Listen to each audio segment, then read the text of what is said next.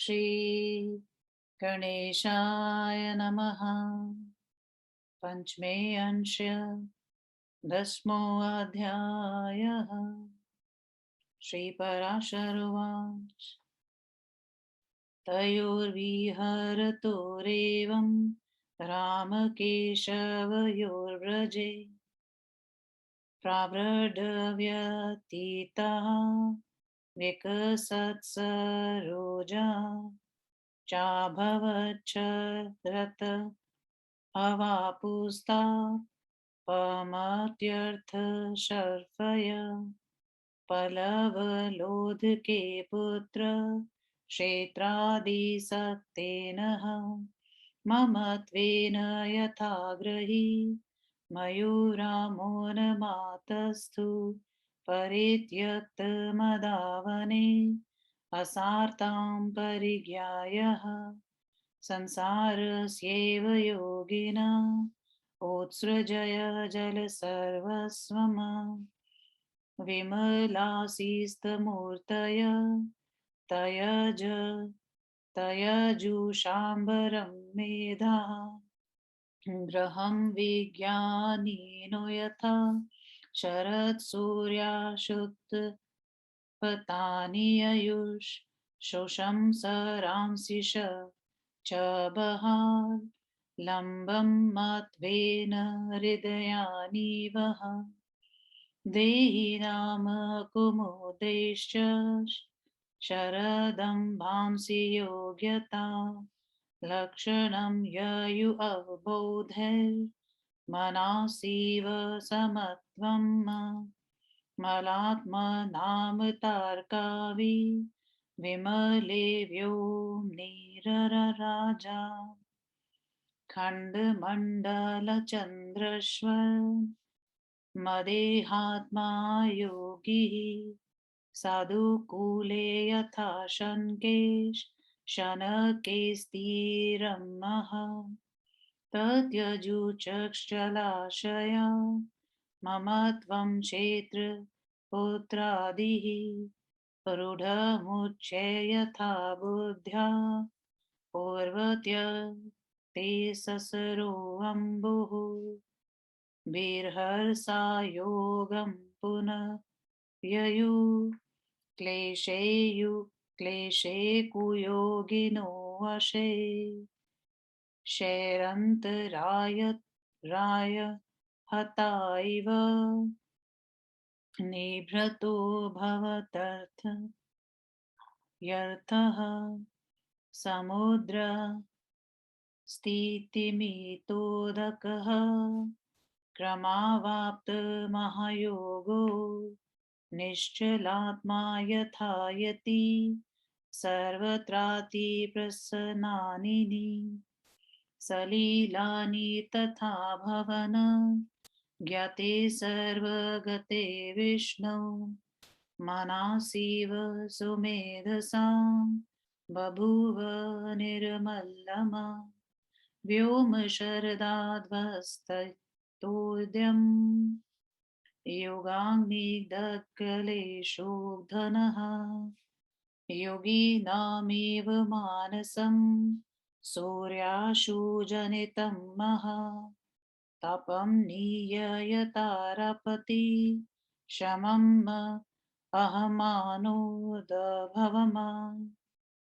दुःखं विवेकसंहानिर्नभसो शब्दं भुव पङ्कजम् कालुष्यं चाम्ब सशरत इन्द्रियाणीन्द्रधार्थे भयः प्रत्याहार इवाहरत प्राणायाम इवाम्बुः भिसरसां कृतपूरकै अभयस्ते नुदिविस्तिवसम्मः रेचका कुम्भकादिभिः विमलाम्बरनक्षत्रे काले चाभ्यागते व्रजे ददर्शेन्द्रमहारम्भया यो धतांस्तां व्रजौकसः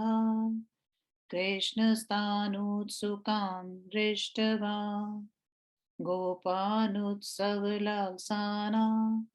कुतूहलादिदं वाक्यम् प्राह वृद्धान् महामती कोऽयं शक्रमखो नामः येन वो हर्ष आगतः प्राह तं नन्दगोपक्षः पृच्छन्तमतिसादरम् नन्दगोपुवाच मेधानां पयसां चेशौ देवराजशतक्रतुः तेन स चोदितः मेधा वर्षन्त्यम्बुमयं रसम् तदवृष्टिजनितं सस्यं वयमन्ये च देहिनः व्रत्यामोपयुजानास्तर्पयामश्व देवता क्षीरवत्य इवा गावो वत्सवत्यक्षनिर्वृता तेन संवर्धिते सस्यैस्तुष्टा पुष्टा भवन्ति वै नासस्या नातृणा भूर्मिन् बुभुक्षार्दितो जन्नः दृश्यते यत्र दुष्यन्ते वृष्टिमन्तो बलाहका भूममेतत्पयोदुग्धं गोभिः सूर्यस्य वारिदै प्रजन्य सर्वलोकस्यो भवाय भुवि वर्षति तस्मात् प्रावृषि स सर्वो शङ्क्रः मुदायुता मखे सुरेशमर्चन्ति वयमन्य च मानवा श्रीपराशरुवाच नन्दगोपस्य वचनम् श्रुत्वेत्थं शक्रपूजने रुषाय त्रिदशेन्द्रस्य प्राह दामोदरस्तदा न वयं कृषिकर्तारो वाणिज्याजीविनो न च गावो अस्मद्वैवतं तात वयं वनचरायतः आन्वीक्षिकैः वार्ता दण्डनीतिस्तथा परा विद्या च तुष्टयं चैतद्वार्तमात्रं शृणुष्व मे कृषिर्वाणिज्या तदच तृतीयं पशुपालनं विद्याहुका महाभाग वार्तावृत्तित्रयाश्रया कर्षकाणां कृषिर्वृत्ति पण्यं विपणिजीविनाम् अस्माकं गौपरावृत्तिर्वार्ताभेदैर्यं त्रिभिः विधयायो यया युक्त सतस्य सा दैवतं महता सैव पूज्यार्चनीया च सैव तस्योपकारिका यो यस्य फलं शृण्वय पूज्यत्य परमं नरा इह च प्रीत्य चैवासौ न तदाप्नोति शोभनम् कृष्यान्ता प्रथिता सीमान्तं च पुनर्वनम् वनान्ता गिरयः सर्वे ते चास्माकं परागति न द्वारबन्धा वरना न गृहक्षेत्रिणस्ततः सुखिनः सत्त्वखिलय लोके यथा वै चक्रचारिण श्रूयन्ते गृह्यशैव वने अस्मिन् कामरूपिण ततद्रूपं समास्थाय रमन्ते स्वेषु सानुषु यदा चैते प्रभाद्यन्ते तेषां ये काननौकसः तदा सिंहादिरूपैस्तान् घातयन्ति महीधरा गिरियज्ञ तस्मा धूयज्ञ चक्ष प्रवृत्यतामः किमस्माकं महीन्द्रेण गवर्षैलाश्वदेवता मन्त्रयज्ञपरा विप्रास् गिरिगोयज्ञशीलाश्व वयमद्रीवनाशया तस्मादो वर्धनशैलो भवति भविर्विदाहणे अचर्यतां पूज्यतां मेध्यान् पशून् हत्वा विद्यानतः सर्वघोषस्य सन्दोहो गृहतां मां विचार्यतां भोज्यन्तां तेन वै विप्रस्तथा ये चाभिवाचका तत्र चिते कृते होमे भोजितेषु द्विजातिषु शरत्पुष्पकृता पीडा परिगच्छन्तु गोगणा एतन्मम मन्तः गोपा सस्म प्रीतया क्रियते यदि तत्तः कृता भवेत् प्रीतिर् गवामद्रिस्तथा मम इति तस्य वचः श्रुत्वा नन्दाधास्ते व्रजोकसः श्रीपराशरुवाच इति तस्य वचः श्रुत्वा नन्दाधास्ते व्रजोकसः प्रीतयुक्तफुलः मुखा गोपा साधु साध्वीत्यः था ब्रुवन शोभनं ते मत्तं वत्स यदेतः भवतोदितमहतत् करिष्याम्यहे सर्वगिरियज्ञः प्रवृत्यतां तथा चक्रेत् वन्तस्ते गिरियज्ञमा व्रजोकसददीपाय समासाधैर्दोषशैलः वलिं तत्तद्वीजांश्च भोजयामासु शशतः शोऽथ सहस्रश्च गावशैलं ततः चक्रुर्चितास्ताः प्रदक्षिणं वृषभाशः चातिरनन्दन तस्तोया जलदा इव गिरिमूर्धनि कृष्णोऽपि शैलो हमिति मूर्तिमान् बुभुजेऽन्नमा बहुतरमगोपः व्याहतमद्वेजः स्वेनैव कृष्णरूपेण गोपैः सह गिरेशिशर अधिरूहार्चयामास द्वितीयात्मात्मनस्तु नमः अन्तर्ध्यानं गते तस्मिन् गोपालब्ध्वा ततो वरान् कृत्वा गीर्मखं गोष्ठं निजं ध्याययुपुनः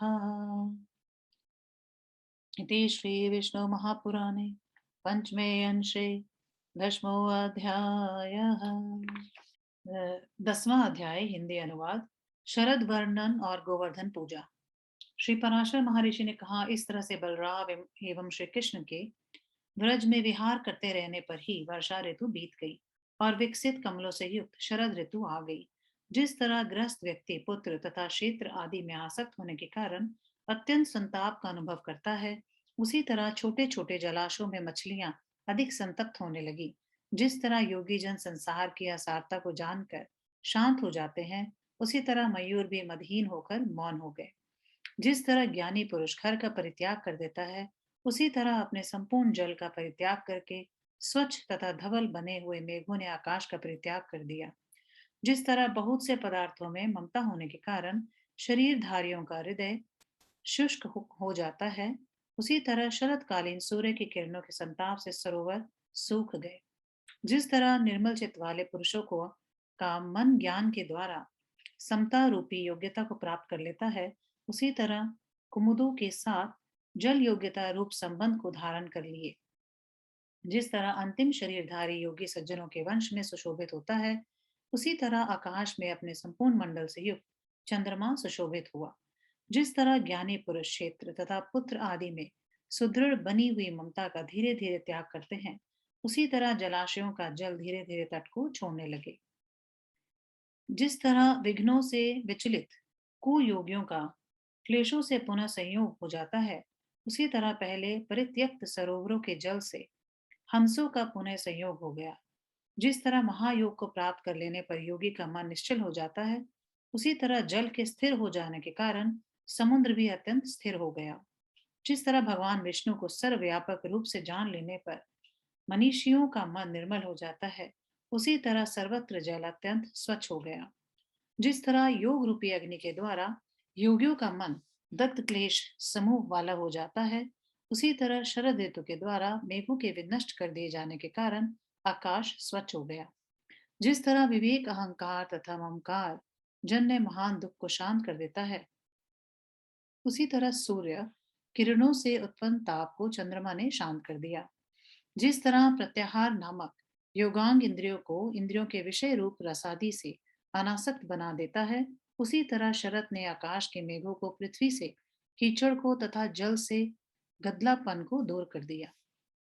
जिस तरह प्रतिदिन रेचक तथा कुंभक के द्वारा प्राणायाम का अभ्यास किया जाता है, उसी तरह पानी के भर जाने के कारण सरोवरों का जल मानो प्राणायाम कर रहे हो।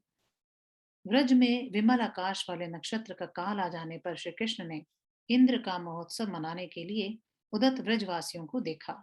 महाबुद्धिमान श्री कृष्ण ने उत्सव मनाने के लिए उत्सुक गोपों को देखकर वृद्धों से कुतूहल पूर्वक पूछा, इंद्र का कौन सा मख यज्ञ है जिसको करने के लिए आप लोग इतने प्रसन्न हैं? इस तरह से पूछने पर नंदगोप ने उनसे प्रेम पूर्वक कहा। नंदगोप ने कहा, मेघों के जल के स्वामी शतक्रतु इंद्र हैं। इंद्र के ही द्वारा मेघ रसमय जल की वर्षा करते हैं। उस वृष्टि से उत्पन्न हुए अन्न से हम लोग तथा दूसरे देहधारी सारा व्यवहार करते हैं तथा देवताओं को तृप्त करते हैं। उन सस्यों से ही ये हमारे गाय दूध और बछड़ों को देती हैं। उन बड़े हुए घासों से वे संतुष्ट तथा पुष्ट होती हैं। जहां पर वर्षा करने वाले मेघ दिखाई देते हैं, वहां की भूमि सस्य तथा घास से रहित नहीं होती है और ना तो लोग भूखे रहते हैं। पर्जन्य देव पृथ्वी के संपूर्ण जल को खींचकर सूर्य की वर्षा करने वाली किरणों द्वारा संपूर्ण संसार का कल्याण करने के लिए पृथ्वी पर वर्षा कर देते हैं। इसलिए वर्षा काल में सभी राजागण, हम लोग तथा दूसरे मनुष्य प्रसन्नता पूर्वक इंद्र की अर्चना करते हैं। श्री पराशर महर्षि ने कहा, इंद्र की पूजा विषयक नंद गोप की इस तरह की बातें सुनकर देवराज इंद्र को कुपित करने के लिए भगवान दामोदर ने कहा, हे तात, हम लोग कृषि करने वाले नहीं हैं और ना तो हम लोग व्यापार के बल पर जीने वाले हैं। हम लोग तो वन में रहने वाले हैं। गाय ही हमारे देवता है। विद्याएं चार हैं, अन्य विक्षिकी, त्रयी, वार्ता तथा दंड नीति। इनमें से वार्ता के विषय में आप हमारी बातें सुनिए। जिस तरह कृषि तथा वाणिज्य है, उसी तरह ये पशु पालन भी एक विद्या है और ये कृषि आदि तीनों विद्याओं के आश्रय स्वरूप है। किसानों की वृत्ति कृषि है, वाणिज्य करने वालों की वृत्ति पण्य दुकानदारी है और हम लोगों की सर्वश्रेष्ठ वृत्ति गोएं हैं। ये तीनों वार्ता विद्या के भेद हैं। जो जिस विद्या से संबंध है, उसका वही महान देव है।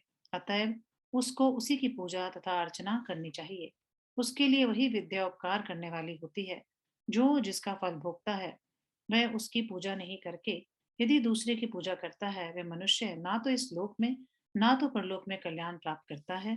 खेतों के अंत में सीमा है और खेतों के अंत में वन है। वनों के अंत में पर्वत है। अतएव पर्वत ही हम लोगों के परम गति है। हम लोग ने ना तो किवाड़ बंद करके रहने वाले हैं और ना तो हम गृह क्षेत्र वाले हैं। हम लोग तो चक्रचारी मुनियों के समान हैं। सुनते हैं कि इन वन में पर्वत अपने अनुकूल रूप बनाकर अपने शिखरों पर रहा करते हैं। जब वनवासी जन उन पर्वतों को किसी प्रकार की क्षति पहुंचाते हैं तो वे पर्वत सिन आदि का रूप बनाकर उन्हें मार देते हैं। अतएव हम लोग पर्वत यज्ञ और गौ यज्ञ करें। इंद्र से हम लोगों का कौन सा मतलब है? हमारे देवता तो गाय और पर्वत है। ब्राह्मण लोग मंत्र यज्ञ करते हैं, किसान हल का यज्ञ करते हैं, और वनों तथा पर्वतों में रहने वाले तो पर्वत यज्ञ और गौ यज्ञ करने वाले हैं। अतएव आप लोग मेध्य पशुओं की बलि देकर अनेक प्रकार के उपचारों से गोवर्धन की पूजा कीजिए।